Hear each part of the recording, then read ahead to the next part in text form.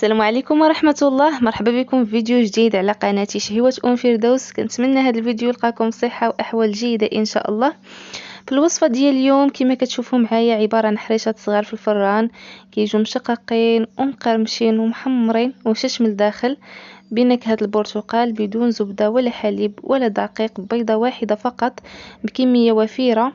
تبعوا الفيديو للأخير باش تعرفوا على المكونات وطريقة التحضير.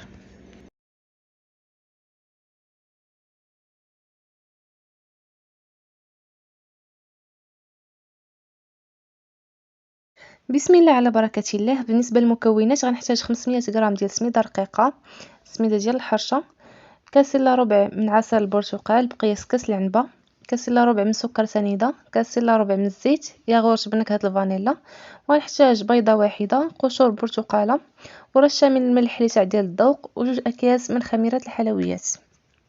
غناخد اناء وغنضيف ليه بيضه واحده، غنزيد عليه سكر سنيده، رشاشه ديال الملح تاع ديال الذوق، ونخلط المكونات مزيان بالخلاط اليدوي حتى يتبدل هداك اللون ديال الخليط يولي ابيض، ونحاولوا نخلطوا مزيان حتى تذوب هذيك السنيده.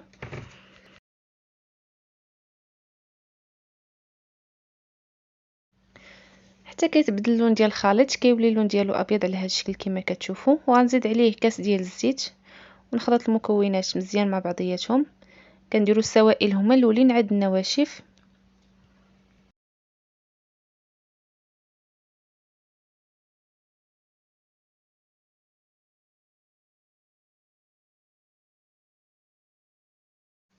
غنخلط المكونات مزيان وغنضيف لهم كاس لاروب ديال البرتقال.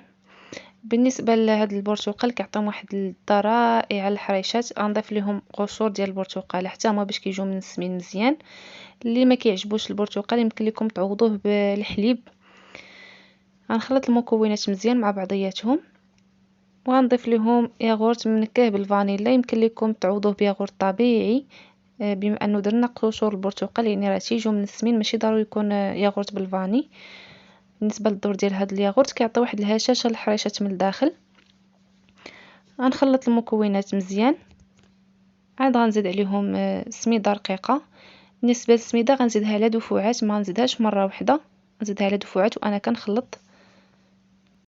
كما كتعرفوا راه السميده كتشرب، يعني ما تضيفوهاش دفعه واحده، نضيفوا على دفعات، ما تضيفوش دفعه واحده باش ما يقصحش لكم الخليط ويجيكم الحرشات مدقصين. عينكم ميزانكم، واخا نعطيكم الكميه مضبوطه لكن على حسب نوعيه ديال السميد، يعني عينكم ميزانكم حتى كيصبح على القوام اللي غتشوفوا معايا. غنضيف الدفعه الثانيه وغنضيف ليها جوج خمارات ونحرك المكونات مزيان.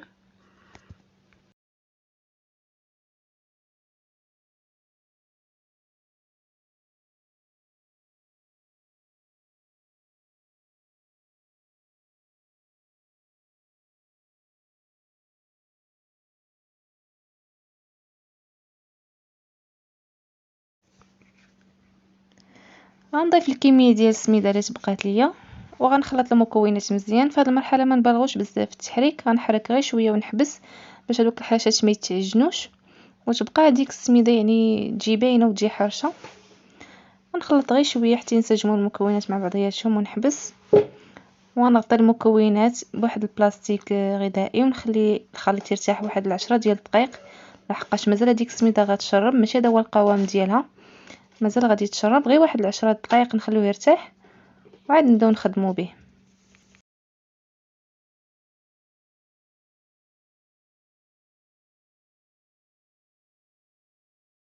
بعد ما خليت الخليط ارتاح واحد 10 ديال الدقائق غنجيب واحد 4 كاس ديال الكوك مع 4 كاس ديال السميده رقيقه اللي غنفند في هذوك الحريشات كما كتشوفوا.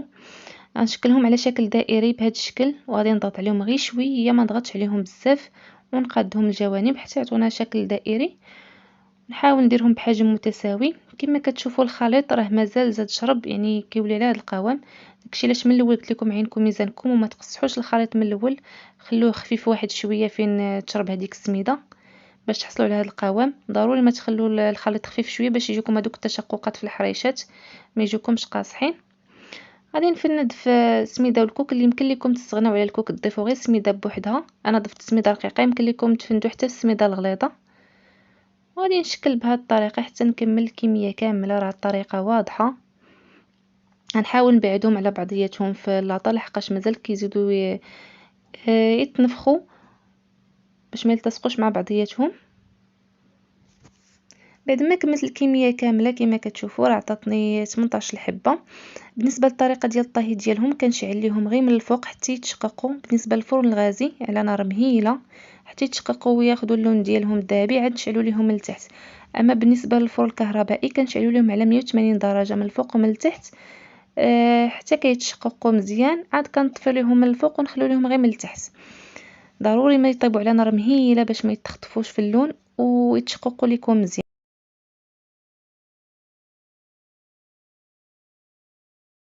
من بعد ما خرجت الحريشات من الفران راه كيجيو على هذا الشكل، كيجيو محمرين واخدين هذاك اللون الذهبي ومشققين من الفوق.